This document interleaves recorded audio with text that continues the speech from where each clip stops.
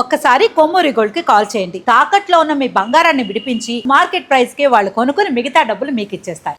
Right, breaking news చూస్తున్నాం. మనం TV screen పై పల్నాడు జిల్లాలో ఓ పోలీస్ వ్యవహార శైలి సంచలనంగా మారింది. మాచర్లలో ఏఎస్ఐగా పనిచేస్తున్న సదరు పోలీస్ ఏకాంతంగా ఉన్న జంటలను టార్గెట్ చేసి వీడియోలు తీయడం, తర్వాత బెదిరించి డబ్బులు వసూలు చేస్తున్నట్లు ఆరోపణలు వచ్చాయి. అందరితో ఆగని ఆ పోలీస్ తన కామ కోరిక తీర్చాలంటూ వేధిస్తున్నాడట. ఏఎస్ఐ వీడియోలు సోషల్ మీడియాలో ఇప్పుడు హల్చల్ చేస్తున్నాయి. మాచర్ల కాన్స్టెన్సీలోని పర్యాటక ప్రాంతాలకు వచ్చే ప్రేమికులను ఇలా బెదిరించి డబ్బులు వసూలు చేస్తున్నట్టు తెలుస్తోంది. సో మాచర్ల మండలం జమ్మలమడుకు చెందిన ఒక ఆటో డ్రైవర్ సహాయంతో ఈ వీడియోలన్నీ తీపిస్తున్నాడు. సన్నిహితంగా ఉన్న వీడియోలు తీసి వాళ్ళని బెదిరించి విడతల వారీగా డబ్బులు వసూలు చేస్తున్నాడు.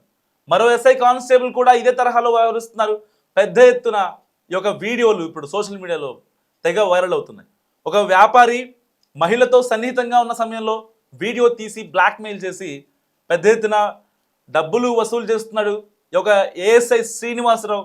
సో ఒక పల్నాడు జిల్లా మాచర్లలో ఒక కీచక పోలీస్ వ్యవహారం ఇప్పుడు సోషల్ మీడియాని షేక్ చేస్తుంది. పొలాన్ని కాయాల్సిన కంచె చేను మేస్తే ఏదన్నా మాకు ఇబ్బంది ఉంది, లేకపోతే మమ్మల్ని ఎవరన్నా వేధిస్తున్నారు, మా మా భూమిని లాక్కున్నారు, మాతో గొడవలు పడుతున్నారు, నన్ను చంపాలని ప్రయత్నిస్తున్నారు అని మనకు అనిపించినప్పుడు మనం వెళ్ళి కంప్లైంట్ చేస్తాం. ఎవరికి చేస్తాం? కళ్ళు మూసుకొని చెప్పేస్తాం, పోలీసులకే కంప్లైంట్ చేస్తాం. అలాంటి పోలీసులే అక్కడికి ఎవరన్నా ఇద్దరు లవర్లు వచ్చారనుకోండి, ఒక అమ్మాయి ఒక అబ్బాయి వచ్చారనుకో, ప్రేమ జంట వచ్చిందనుకోండి, వాళ్ళ దగ్గరికి వెళ్ళి డబ్బులు అడుగుతున్నారంట. ఎంత దారుణం అసలు ఇది! మళ్ళీ వాళ్ళు సన్నిహితంగా ఉండేవి, రొమాన్స్ చేసుకునేవా, కౌగులించుకునేవా, ముద్దు పెట్టుకునేవా, ఇక్కడ బహిరంగ ప్రదేశాల్లో ఇక్కడ చేయకూడదని చెప్పాల్సింది పోయి ఇది ఒక పబ్లిక్ ప్లేసు, ఇక్కడ మీలాగే టూరిస్టులు అందరూ వస్తూ ఉంటారు అంబియన్స్ చూడటం కోసం. సో అలాంటి ప్లేసుల్లో ఇలాంటి పనులు చేయకూడదు, ఎవరన్నా వీడియోలు తీస్తే మీ పరువు పోద్ది అని చెప్పాల్సిన పోలీసోడే Macherla ASI. Please mark, Macherla ASI Srinivasarao. Already Macherla ఇప్పటికే చౌడేశ్వరి కేసులో ఒక పరువు హత్య, తెలుగు రాష్ట్రాలని కలిసేసినటువంటి పరువు హత్య కేసులో పల్నాడు జిల్లా మాచర్ల సిఐ సస్పెండ్ అయ్యాడు ఆల్రెడీ ఇప్పటికే. దేనికోసం? వాళ్ళ ఒక అమ్మాయి, చౌడేశ్వరి అనే అమ్మాయి వేరే అబ్బాయితో ప్రేమించి, వేరే కులస్తుడిని ప్రేమించి వెళ్ళిపోతే మాచర్లలో ఒక చోటు ఉందన్నమాట. సో మాచర్ల సిఐకి ఈ యొక్క చౌడేశ్వరి వాళ్ళ నాన్న కంప్లైంట్ చేశాడు. నా పిల్ల ప్రాణాలతో కావాలి, నాకు, నేను చంపేయాలని చెప్పి, ప్రాణాలతో కావాలని చెప్పి ఇద్దరి మధ్య డీల్ కుదిరింది. 20 లక్షల రూపాయలకు డీల్ కుదిరింది. 20 లక్షల రూపాయలకు డీల్ కుదిరితే 2 లక్షలు సిఐ ఎవరైతే ఉన్నారో మాచర్ల సిఐ అడ్వాన్స్ తీసుకున్నాడు. అడ్వాన్స్ తీసుకొని వాళ్ళ యొక్క ఫోన్ నెంబర్లను ట్రాక్ చేసి రెడీ హ్యాండెడ్గా వెళ్ళి పట్టుకున్నాడు.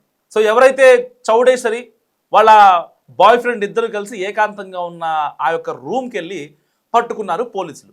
తర్వాత ఇప్పుడు ఆల్రెడీ మిస్సింగ్ కేసు నమోదైంది, ఎఫ్ఐఆర్ ఫైల్ అయింది, ఆ అమ్మాయిని ట్రాక్ చేసి పట్టుకున్నారు. అప్పుడు ఏం చేయాలి?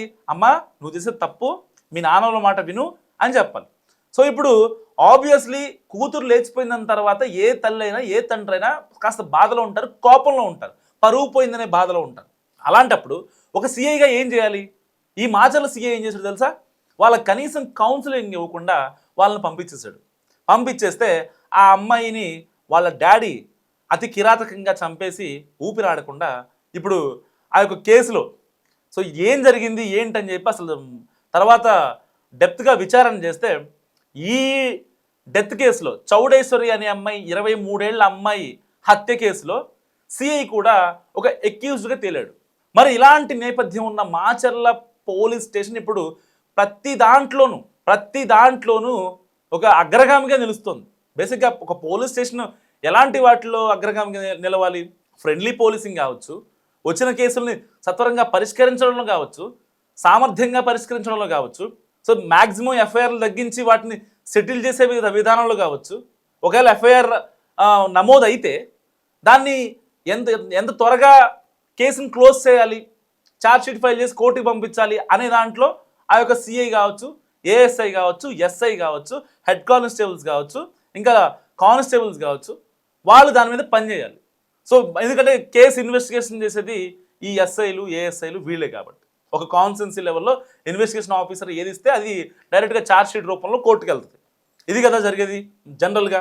మనం ఒక ఊళ్ళో వెళ్ళి మన మండల ఆఫీస్ దగ్గర ఉన్నటువంటి పోలీస్ స్టేషన్కి వెళ్ళి జరిగేది. కానీ ఇక్కడ జరిగింది డీల్, కేవలం డబ్బుల కోసం. సో ఇప్పుడు అదే మాచర్ల పోలీస్ స్టేషన్ నుంచి ఏఎస్ఐగా విధులు నిర్వహిస్తున్నటువంటి ఈ యొక్క ఏఎస్ఐ శ్రీనివాసరావు, ఆయన అరాచకాలు ఇప్పుడు మళ్ళీ బయటకు వచ్చాయి.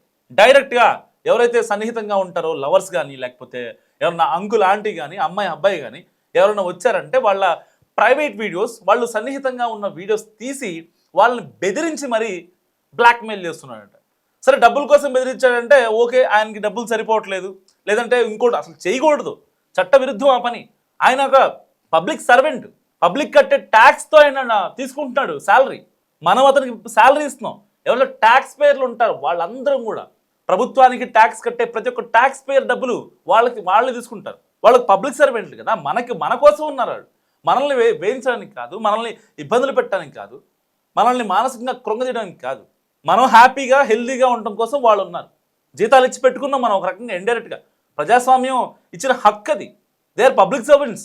సో ఇలాంటి నేపథ్యంలో ఏం జరిగింది, ఏఎస్ఐ శ్రీనివాసరావు ఆ యొక్క టూరిస్టులు వచ్చే ప్రాంతానికి వెళ్ళట ఎవరైతే వీళ్ళు ఉంటారో కొంచెం సన్నిహితంగా కౌగిలించుకోవడం, లేకపోతే మాట్లాడుకునే ఆ యొక్క వీడియోల్ని ప్రైవేట్గా ఒక ఆటో డ్రైవర్ని పెట్టి, మళ్ళీ ఈ యొక్క మాచర్ల మండలంలోని జమ్మలమడుగు అనే ఒక గ్రామం ఉంది, ఆ గ్రామానికి సంబంధించినటువంటి ఆటో డ్రైవర్. ఎందుకంటే జమ్మలమడుగు నుంచి డైరెక్ట్గా రోజు మాచర్ల ఆటో వస్తుంది, వచ్చి ఈ యొక్క టూరిజం యాక్టివిటీస్ కేంద్రాలు ఏవైతే ఉన్నాయో ఆ ప్రాంతాలకు వెళ్ళి అక్కడ ఎవరైతే బయట నుంచి వస్తారో, మాచర్ల కావచ్చు, పల్నాడు జిల్లాలోని చుట్టుపక్కల ఏరియాస్ నుంచి ఎవరైతే వస్తారో వాళ్ళని టార్గెట్ చేసి వాళ్ళని వీడియో తీసి కావాలని చెప్పి వాళ్ళని బెదిరిస్తున్నారట. మళ్ళీ ఆ బెదిరించడమే కాదు, డబ్బులు ఇవ్వమని మళ్ళీ ఇది ఒక వీడియో చూపించి డబ్బులు ఇస్తారా చస్తారా. లేదు, ఒకవేళ వాళ్ళు ఏమన్నా కొంచెం బాగున్నారు అనుకోండి, ఆంటీ కానీ ఒక అమ్మాయి కానీ బాగుందనుకోండి, వాళ్ళని నా కోరిక తీరుస్తావా లేదా అని చెప్పి మళ్ళీ ఈ రకంగా వేధింపులు. అయితే అటు లేకపోతే ఇటు, అంటే ఎటుపోతుంది సమాజం అసలు. పోలీసులే ఇలాంటి పనులు చేస్తే వచ్చిన విక్టిమ్స్తో మనం ఏదైతే గతంలో కొన్ని కేసులు చూసాం, ఒక బాధితురాలు వచ్చిందంటే ఆవిడని ఎలా అనుభవించాలనే కొన్ని కేసులు చూసాం. అందరు పోలీసులు అంటలా, పోలీసులు అంటే నాకు కానీ మనం టీవీ కానీ చాలా రెస్పెక్ట్ ఉంది. కానీ సమాజంలో చీడ పురుగులు లాంటి వాళ్ళు ఎవరైతే ఉన్నారో పోలీసు రంగంలో, రక్షణ రంగంలో ప్రజలకి కాపుగాయాల్సిన వాళ్ళు ఎవరైతే ఉంటారో వాళ్ళే ఇలా చేస్తే బ్లాక్మెయిల్ చేయటం, అనుభవించాలని చూడటం, సమాజం ఎటుపోతుంది అసలు నాకు అర్థం కాని విషయం. అదే మాచర్ల ఏఎస్ఐగా పనిచేసినటువంటి శ్రీనివాసరావు గతంలో వాళ్ళ కొడుకు ఒక హైవే, ఆ మాచర్ల దగ్గర ఉన్న హైవేలో అక్రమంగా రోడ్డు దగ్గరకు వచ్చి లారీలు ఆపి టోల్ వసూలు చేస్తుంటే వెనకాల నుంచి ఒక కారు ఆగిందంట. ఆ కారు వెనకే ఒక టిప్పర్ లారీ వచ్చి గుద్దేస్తే పెద్ద విధ్వంసం జరిగింది. 4 స్పాట్ డెడ్ కార్లో ఉన్నోళ్ళు. సో దీని వెనక ఏఎస్ఐ శ్రీనివాసరావు కూడా ఉన్నాడని చెప్పి గతంలో ఆరోపణలు వచ్చాయి. అతను సస్పెండ్ చేశారు. సస్పెండ్ చేసి మళ్ళీ ఇక్కడ మాచర్ల ఏఎస్ఐగా ఆయన ప్రమోట్ అయ్యాడు. ఇక ఆయనకి లైఫ్ లాంగ్ ఇవేనా? ఎంతవరకు అక్రమ మార్గాల్లో డబ్బులు సంపాదించడం? ఏం చేసుకుంటారు అక్రమంగా వచ్చిన రూపాయి? ఉంటుందా? మీరు హ్యాపీగా ఉంటారా అక్రమంగా వచ్చిన రూపాయితో? సక్రమంగా వచ్చిన 10 రూపాయి అయినా సరే ప్రశాంతంగా నిద్రపోగలరు ఎవరైనా, పోలీసులే కాదు, ఎవరైనా సరే, రాజకీయ నాయకులు కావచ్చు, లేకపోతే ఇంకెవరైనా సరే. అక్రమంగా వచ్చిన డబ్బులతో హ్యాపీగా ఉండగలమా? పరాయి సొమ్ము, ఎవరో కష్టం నువ్వు వాళ్ళు లాగేసుకుంటావు, వాళ్ళని శ్రమ దోపిడీ చేస్తావో, వాళ్ళని మోసం చేస్తావో, తెలిసి తెలియని వాళ్ళని ఇబ్బంది పెట్టి తెచ్చుకున్న రూపాయి నువ్వు తింటే, నువ్వు తిన్న ఫుడ్ ఏదైతే ఉంటుందో ప్రశాంతంగా ఉంటుందా కడుపులోకి వెళ్తే? లేనిపోని బీపీలు, షుగర్లు ఇలాంటివే వస్తాయి. చాలామంది పెద్ద పెద్ద బిజినెస్ మ్యాగ్నెట్లు కావచ్చు, పొలిటీషియన్స్ కావచ్చు, వాళ్ళ డబ్బులు తినడానికి ఎవరు లేరు ఇక్కడ. వాళ్ళ కొడుకులు చక్కకుంటారు, వాళ్ళకి గట్టిగా అన్నం తింటే చచ్చిపోతారు, గట్టికి కారం తినలేరు, గట్టికి ఉప్పు తినలేరు.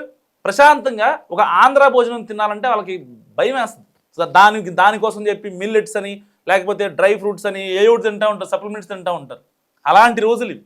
ఎంతమందిని చూడట్లేదు సడన్గా హార్ట్ అటాక్లతో పోయేటోళ్ళు.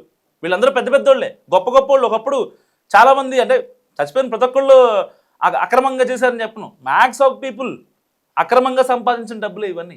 వాళ్ళకు తెలుసు, వాళ్ళ గుండె మీద చేసుకుని చెప్తారు, ఇది నేను అక్రమంగా సంపాదించానా, సక్రమంగా సంపాదించానా అని. సో ఏదేమైనప్పటికీ ఇలాంటి ఏఎస్ఐల్ని ఏం చేయాలి? రక్షణ రంగంలో పోలీసులు ప్రజలకి రక్షణ ఇవ్వాల్సింది పోయి వాళ్ళే అవినీతులు, అక్రమాలు చేస్తుంటే అరాచకాలు చేస్తుంటే ఏం చేయాలి పోలీసులు? మీరేమనుకుంటారు? మస్తుగా కామెంట్ చేసి ప్రయత్నించండి.